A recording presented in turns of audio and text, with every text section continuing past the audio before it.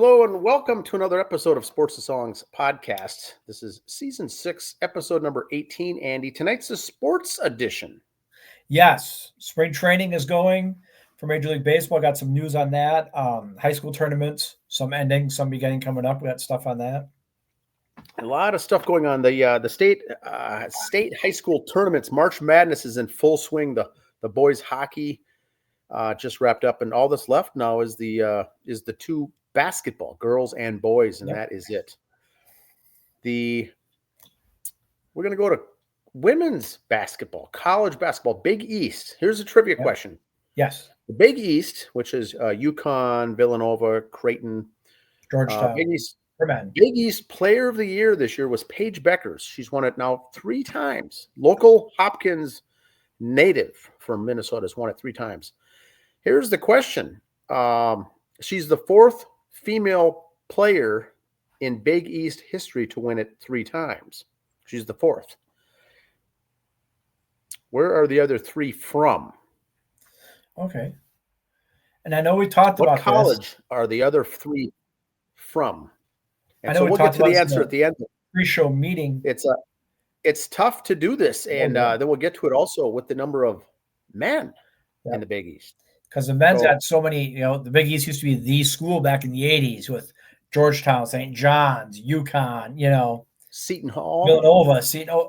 So a lot of tough pickings there too. So I think the most that's ever won it was 3, and so she's one of 4 in the women's, and the men's only I don't know how many people in the men's, but no one's done it. No one's done it 4 times. It's 3 only. So she's in good company. Let's put it that way. And like we said earlier, with the men, I think it's hard because so many of them go pro after 2 years. Yes. You don't have the chance for the 3rd. All right. Here we go. Let's go some Mets injury news here. This is as of today. Brandon Nemo's out with the right knee soreness. He's been out since the 28th, been taking some injections, so we'll see how that goes. They do have a 4 or 5 man rotation in the outfield, so they'll be good. But they were expecting a lot out of him this year, so we'll see what happens there. And yesterday, the Mets lineup took a blow over the weekend as Francisco Alvarez, the catcher, suffered a fractured bone in his left hand, injury that's going to require surgery. It's expected to miss 6 to 8 weeks.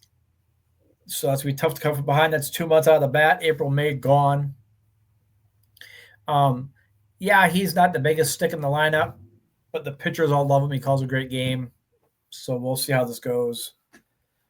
Sad news out of Port St. Lucie last couple of days there. And also, I don't have a picture for it, but it was reported today for the Yankees.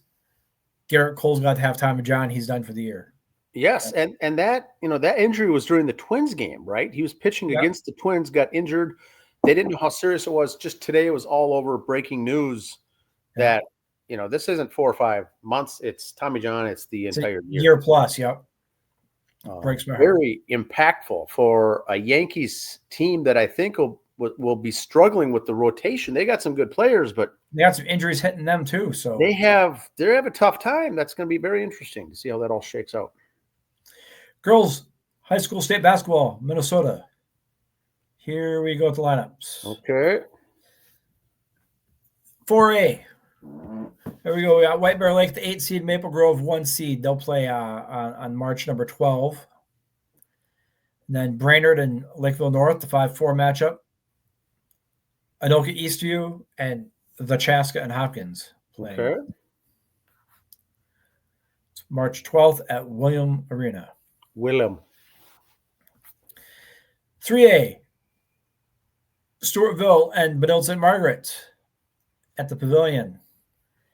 Alec and De La Salle. Then it's Creek-Durham Hall and Monty and Rockridge and Marshall. So that's your March 12 lineups. 2A, NRHEG. Playing the 12th at 6 p.m. Providence Academy is the 1 seed. Minnewaska area and Sauk Center. Barnesville and Crosby Ironton. Caledonia and Minnehaha Academy. Now, Andy, the team to watch there is Providence, right? Because of the Yes. names, the former Viking Greenway and Peterson play there. Chad Greenway has 2 daughters on that Providence team, ranked number 1. Yeah, Fun to watch. they're kind of a machine. At the Pavilion, Walker HA against Goodhue, the 1 seed. Cromwell Wright against West Central Area. McRae against Mayor Lutheran. Congratulations, Gustin. And Sacred Heart against Sleepy Eye St. Mary's. So there we go. So 4 classes, 8 teams each, double elimination. And this is where you get games at the local third place games at the colleges, at the, they got to pick locations logistically all over to fit all these games in. Yeah. Since they went to 4 classes, you can't play it all at Williams Arena anymore. They use the pavilion, so they're still kind of on campus there.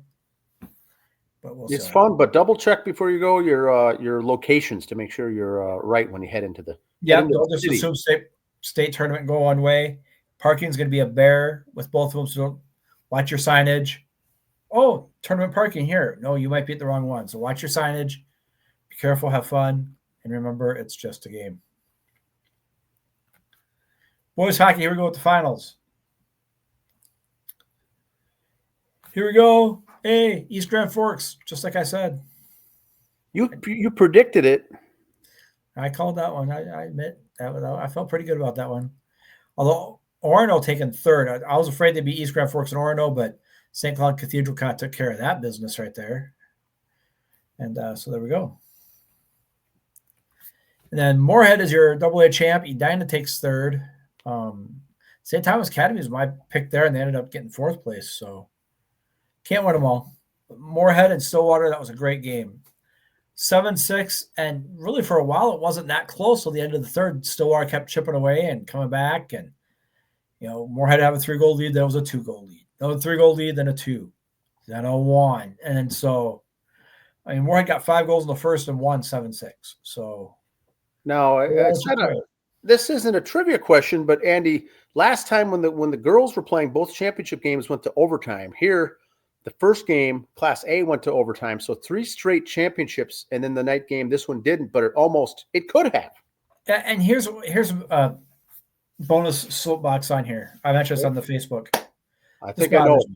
This bothers me. Okay, got it. A was all afternoon games all the time. Yep. And double had all the evening games. If you want to do that first couple rounds, fine, great, whatever. Championship Saturday, HB. 7 o'clock, the A game. After that, the AA. Championship night, back-to-back, done.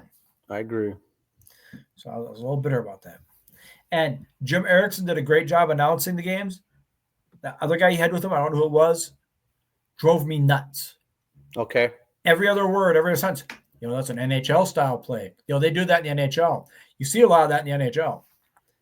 That would have been a great drinking game. Every time he said NHL, take a shot. He'd been done after the first period. A little overboard, huh? Yeah, he was a little, oh my word.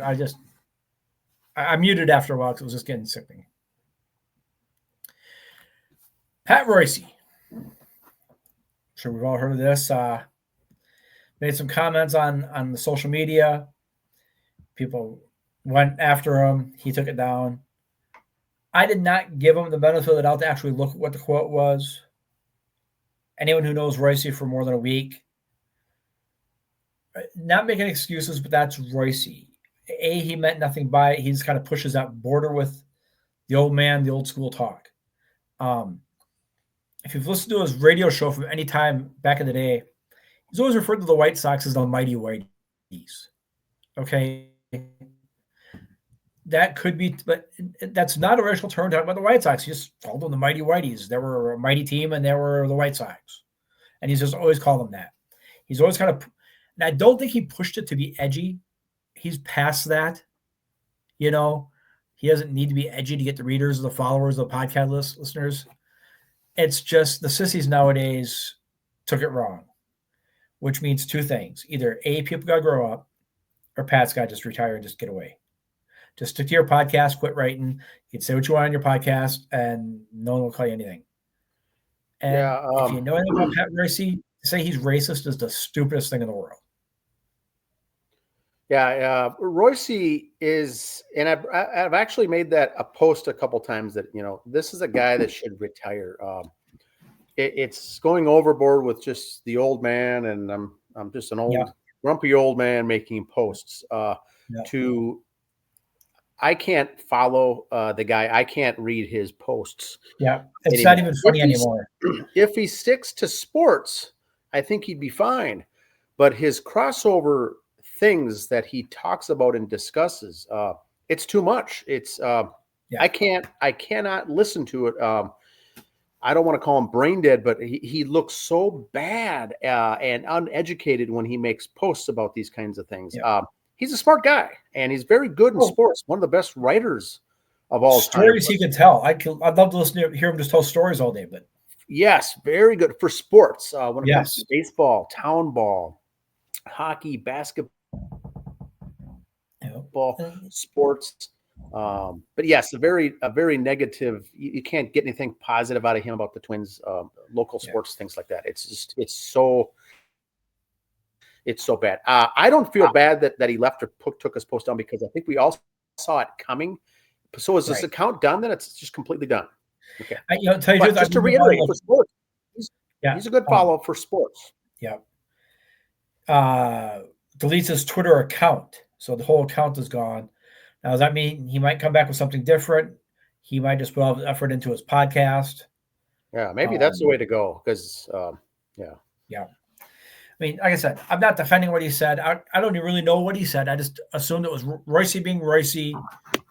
If you're with the boys having nachos and beers, it would have been funny, and that's about it. I'm guessing it was nothing even inappropriate. I mean, he's posted some stuff that's borderline really on the edge, and it probably was caught by someone or taken the wrong way or something. I'm sure it wasn't meaning anything, but kind of like the whole, the kid used the N-word, but they were singing a rap song they'd heard just recently. It's so that same type of situation. Royce was just being Royce, using terms that could be taken as racist. Yeah. I mean, here it says a post about the Beastie Boys song. I guess it was at a basketball game or something. It was the music as they were taking for warm-ups or whatever. Who knows? Yeah. But and once again, for a sports guy, why are you commenting on a musical song, group, or anything? Because that's not your experience. The fact he went to Twitter with it bothers me. If you would have looked at his buddy, the photographer, and said something, and someone overheard it, exactly, hey, that was a private conversation, dude. Don't step away. You went ahead and put it on social media, so.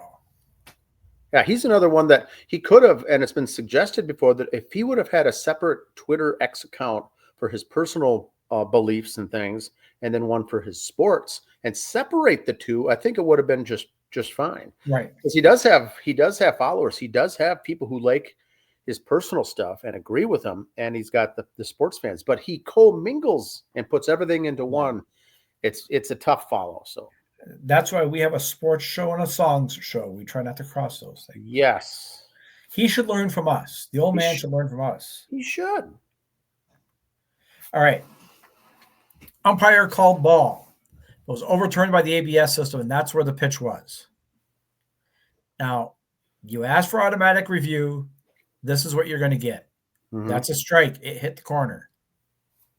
Then another group goes, well, how much does it have to hit to really be considered overturn the call? Any of it, you overturn it, was it strike zone or not? It doesn't matter. Okay, they're barking about this, but when you watch your precious NFL games, oh, look, his toe was on that blade of grass. It was out of bounds. He's clearly out of bounds. Then why can't this strike be a strike if it's barely in the zone? If you're going to have the computer system do it, it's going to pick up. If it just barely touches, now it's going to get overruled. So you've got to be ready and willing, if the system goes live one day, to accept the fact that you're going to get some outrageous stuff as well. Well, like I said, watch the NFL once, how they get so ridiculous right to that very bitter line. Then, of course, all the armchair quarterbacks at home. Yeah, I knew it was out. See? The hell you did. Well, tennis has this line, Yep. but everything there is perfect with the lines in tennis. It's a little easier Yep. to do, but this baseball, it's It's I don't know. spinning, it's turning. Now, okay, that one for any. Okay, if I'll miss that, I'll give them that. I mean, that the ball's spinning, turning, curving, I'll give you that one. Maybe even the 25% one I'll give you if I'll miss that. I'll give you those two. Yes, still overturned it. It was a strike or a ball, whatever you called, But just relax, everybody. You asked for it. This is what you get. Yeah, it's the backlash. All right, Big Ten hockey. Again, did I not say watch out for Notre Dame? You did. And what did Notre Dame do? They beat the Gophers. Now, the Gophers will still make the NCAA tournament, the big tournament. This is just for the Big Ten. So the Gophers can still win the national championship. Did they look past Notre Dame? Because if you do, A, that's silly. And B, you got 3 weeks you got to wait now. So that's going to be rink rust. Looking past them, I'm not saying they did. Coaching staff, I know did. Did the players, did they think it's Notre Dame, we'll come back, and you never did? You got too deep in a hole. Wow. So I'm embarrassed for the Gophers. I'm very happy for Notre Dame. They won. You came back, you did it. You gotta go against Sparty now. Good luck with that. So Penn State, Ohio State, though, they're the happiest ones in the world that the Gophers got overconfident there. So And the Badger girls beat the Gophers for the women's WCHA championship, so there they are. 4-3. That was at the Quick Trip Cup up there in the Duluth area. Oh, yes.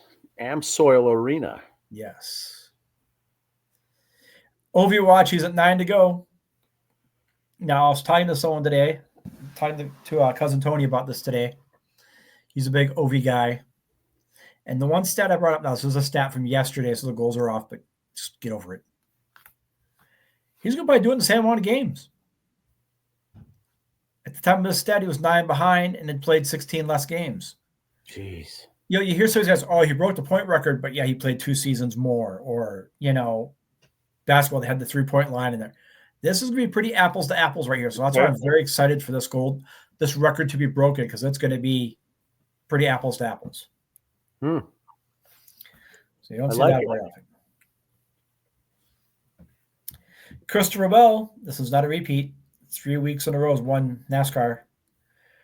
You look at Christopher Bell, looks like he's got a big test in Spanish tomorrow in school too, but maybe I'm just getting old. I'm going to be an old curmudgeon like Royce now.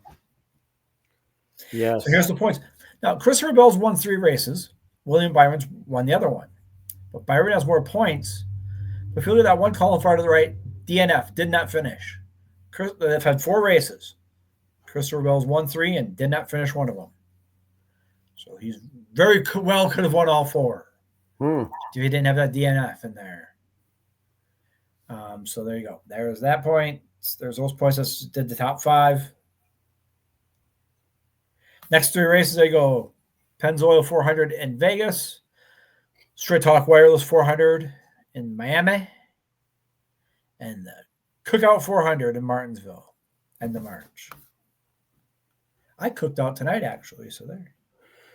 Well, it's a great day to do so with the weather. These are all Sunday afternoon races coming up before they start hitting the Saturday night circuit. Dan's favorite part. My favorite. I got 2 of these for you tonight, in fact. Here's one. Okay. Michigan football got all, hey, look at us. We're going to celebrate on Ohio's field, and we planted our flag, and don't be mad at us. We did it. Blah, blah, blah, blah, blah, Michigan. Michigan State basketball has a tradition. Seniors kiss the logo when they're pulled off the court the last regular season game. Michigan players were not allowing this. Okay, A, that's not your floor. And B, after what you did, you got no right doing anything like that. Michigan's Dustin May, we are not allowing them to stand at half court while we're shooting. Tom Izzo, we have a freaking tradition. Nobody's going to change that. Now, what it was a timeout. Michigan State had got the free throw line. Normal circumstances, yes, you can bring guys up to center court to be there. Let the guy come up and do their ceremonial kiss to the center court and get off. It's a senior day. They're done. Let it go. Why you had to stand there because you're Michigan and you're a pompous ass? Again, I don't know. I'm tapping my inner Royce on this one again too. I don't understand it. It's not like they were wiping their feet on your logo at your court. This was their home court. Let them have their tradition and go. So it's rivalry stuff, but it's taking it too far. It's the whole what is pushing the envelope versus what is this unwritten rules and all this jazz. Yep. Soapbox number 2. The NHL player there on the left, Shane Pinto, was suspended for 42 games for placing a bet. Aaron Ekwald suspended 20 games for taking drugs. Performance-enhancing drugs. Is that fair? Performance enhancers, giving yourself an unfair advantage. If you're gambling, you're kind of doing an unfair advantage because you're maybe not trying as hard. You're still affecting your performance either way. Why is one over twice as long a suspension than the other? Good question. It's hopefully, bringing this up will just expose it and just say, look, even it up or do something with it, because boy, that's a big difference. And not to play the religion card, but a sin's a sin. Breaking the rules is breaking the rules. You're going to suspend someone for altering their performance. Gambling on your team is altering your performance if you're gambling to lose. You're not going to try as hard. Taking drugs, you're going to do better. Now, he placed bets. Was it on your team, the other teams, for you to win, lose? Doesn't matter. You placed bets you're not supposed to. The guy took performance-enhancing drugs. Well, I was coming off an injury and I thought it was helping part of my rehab. Doesn't matter. You're not supposed to take those. You get a list at the beginning of the year in every sport. Don't take these. You took those. I think placing a bet, 42 games, it's an 8. I think they play 80-some games in hockey. So that's half the season. This guy took drugs. That's a quarter of the season. Not fair. Make them even. I don't care if they're both 20 or both 42. They should have been the same. That's a good soapbox. I agree. It's just it needs to be brought to the attention, made public. It's so bizarre. Right. It's just you're in it, changing your performance. Getting back to the Ovechkin one about the goals. The thing I really like about this one, like I was talking to Tony earlier, it's going to be in about the same amount of games. Okay. With basketball, we saw with Caitlin Clark last year. Oh, more points. Okay, yeah, but they have added the 3-point line. Or someone gets more of this. Well, it took them longer to do it. Football. Well, they're bigger, stronger guys now, so of course they're going to be better. Okay, the hockey one's almost reverse. The game was easier when Gretzky played compared to now. Yep. But nowadays, a football quarterback can, you look at him wrong, it's a 15-yard penalty. So, of course, these quarterbacks have better passing numbers because they didn't have to throw it to save their life like Marino had to, or Bradshaw had to, or Staubach had to. Ovechkin's been playing kind of pretty close to the same style of game as Gretzky. Ovechkin's had more consistent numbers year by year. Gretzky in this time frame had most of it early on. Gretzky still has way more assists, more of this, more of that, blah, blah, blah. It's not going to look like, because you look at the NHL record book, it almost looks like a typo. Wait, they got Gretzky for everything here. Someone screwed up on something. It's going to be nice to see other names kind of popped in there now. Is Ovechkin now the greatest of all time? No, that's still Gretzky. Mm-hmm. Gretzky's now blown away on assists, blown away on this, but you're getting goals, which is the big one. Bonds had the home runs. Didn't have the RBIs, didn't have the runs, didn't have the walks, didn't have the game. You had the home runs, the big, pretty one that all the kids want to see. Yep. The flashy. Nolan Ryan had all the strikeouts. He's got 1 ring from his rookie year at the Mets and 0 Cy Youngs. But he got all the strikeouts. I think he'd trade 1,000 strikeouts for another ring or a Cy Young. I would agree. Now, Andy, UFL is going to be kicking off March 28th. Woohoo! So once again, a 10-week schedule. They'll be starting. Major League Baseball, I think, is right at the halfway point for spring training, I believe. 18th and 19th, there's 2 games in Japan. The Cubs and Dodgers go over there. Oh, yes. So, and we'll start seeing some of the Major League cuts, players being, and these aren't cuts. Sometimes you think that they're cuts, but they're cuts from the big league team. So they've been reassigned back to the minor league system if they're cut. So you'll start seeing some of those. Injuries are starting to mount, and that's always a big thing as well. The other thing I had was what? Oh, I got one NFL note. Do you have an NFL note? No. Sam Darnold signs with the Seattle Seahawks. I saw that. And what's Check your with our thoughts? Killer Andy, Hawk. what's your thoughts on that? It's a big multi-million-dollar package, big deal, everything else. What is your thoughts? I don't know if you saw my comment. If it was the Vikes have all their eggs in the JJ basket right now. So they weren't going to sign him anyway. I'm surprised they didn't try to do a sign and trade. Instead of just letting him go for nothing. I don't know. I don't know how that works in the sport. If they get some kind of like 8th round supplemental pick for losing I don't know how that works, but you could have done a sign and trade and got better than that. But we'll see. I wish they would have signed him. I'm not a Viking fan or football guy, but sports fan wise, I wish I would have signed him to maybe a 1-year deal, maybe overpay for him. Because your rookie, he got to hold the clipboard for a year, but he wasn't running those plays afterwards in practice. He couldn't with a bad knee. So maybe having 1 year where he could work out with them and be there would have been good. But so I think, and that's why I think, just personal opinion, that the Vikes will now hire a 1-year deal, another veteran like a Daniel Jones, for instance, someone to help ease the kid into the playing. He's going to play this year, probably not start and not be the guy, but he will be the franchise guy in the future. So Darnold was a journeyman that hardly anybody liked. The media didn't like him. The Vikings fans, NFL fans, they all said this guy is a dud. And what he did was turned around his career, made it big, won 14 regular season games, and now he struck it rich. So I say hats off to him. He did what you need to do in that situation, regardless of the sport. You're on a 1-year deal. You play your best. Then you go off and make it huge. The Vikings now would have been not gone bankrupt, but they would have had to sign in for big bucks for 1 year. We already know that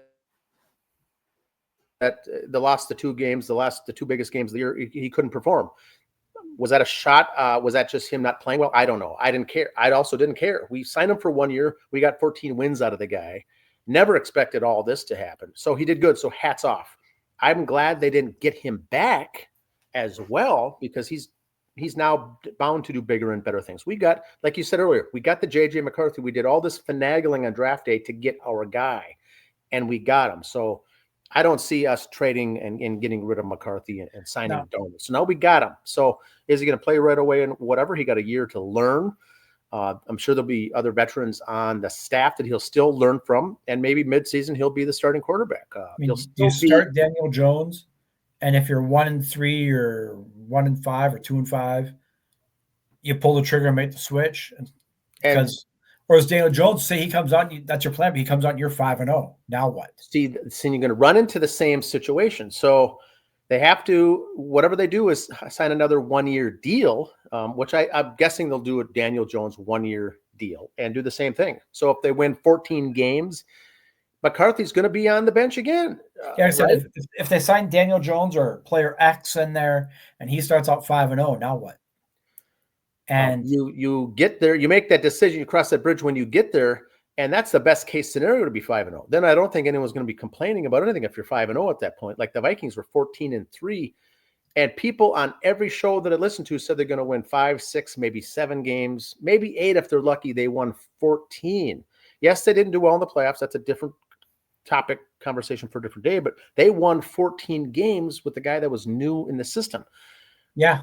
O'Connell is a quarterback whisperer, if you will. Whoever we get as a veteran, is going to, I'm thinking, picking it up. It's going to pick it up real fast and probably be successful again, even if it's Daniel Jones or whoever.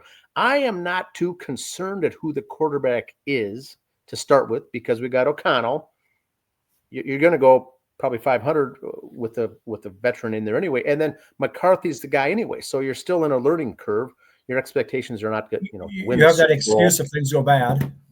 Yeah, and you've got the guy that can be your franchise guy for the future. So I think they're in a very good situation. But boy, Darnold, we knew was going to demand a lot with his agent, and he got a lot. So all I can say is hats off, good for him.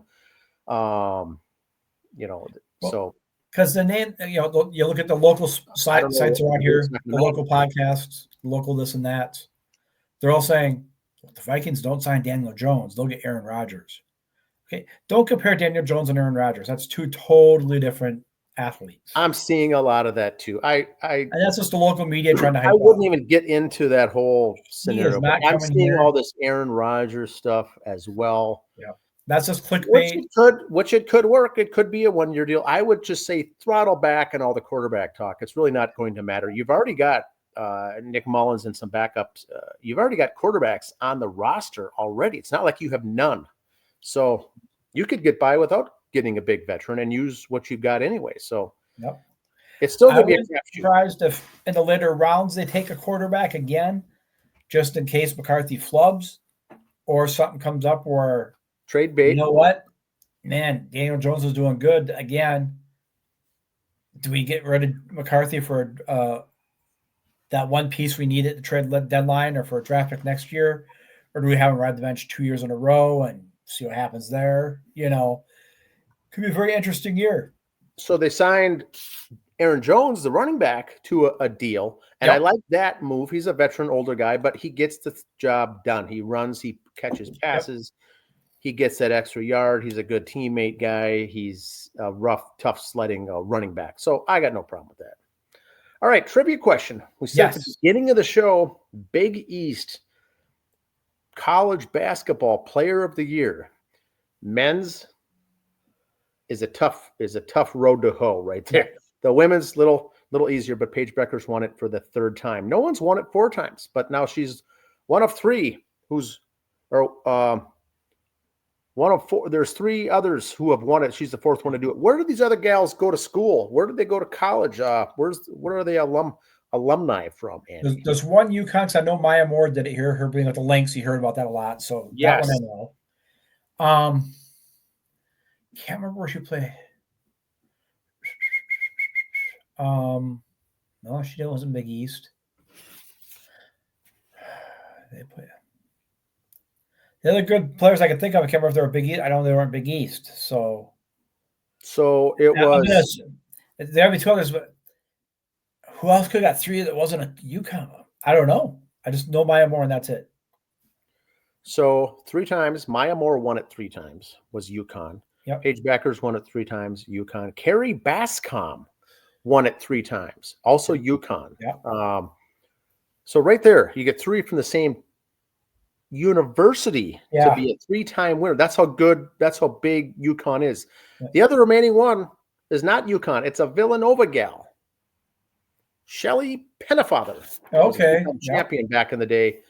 So 4 players have won this 3 times. Tough to do. But UConn's such a force in women's basketball. It's I don't want to say it's easier, but more than likely the end of the year, the player of the year is going to be from UConn. Yeah. But they've got Ozzie Fudd. They've got all these players. Just to win it 3 straight times is tough. Now for the men. I'll have our crack staff look up how many times UConn's won it in a row per se. Oh, it's I think it's 75% of the time out of that Big East, it's a UConn player. Since 2000, how many times that'd be? We'll put that on social media the next day. While someone look that up. Now, Andy, for the men, it's been done what? 1 time in the men? 1 time. Chris Mullen won it 3 in a row, but the last 2 years he was co-player of the year with Patrick Ewing. So, and look at the talent at the Big East for the men's. Not taking away the women's, it's still talent. You're still playing top, but these were co-players of the year, and that is back-to-back years co-players of the year. Chris Mullen 3 times. Patrick Ewing won it twice, right? Yep. Tough to do. Big awards. Hats off. Congratulations, Paige Becker. She's in some elite company. We'll be back next week on Monday with some more updates. State Selection Sunday is Sunday, right, Andy? No, at the end of the week. No, wait, yeah, it is, because Big Ten tournaments can be finished up. Yep. Yeah, so the women's is Sunday. I think the men's is then as well as this coming Sunday, and we'll see how that goes because it's going to be March Madness here before we know it, but it's going to be girls basketball, State High School coming up this week. Yes. Enjoy. Bye. See you next week.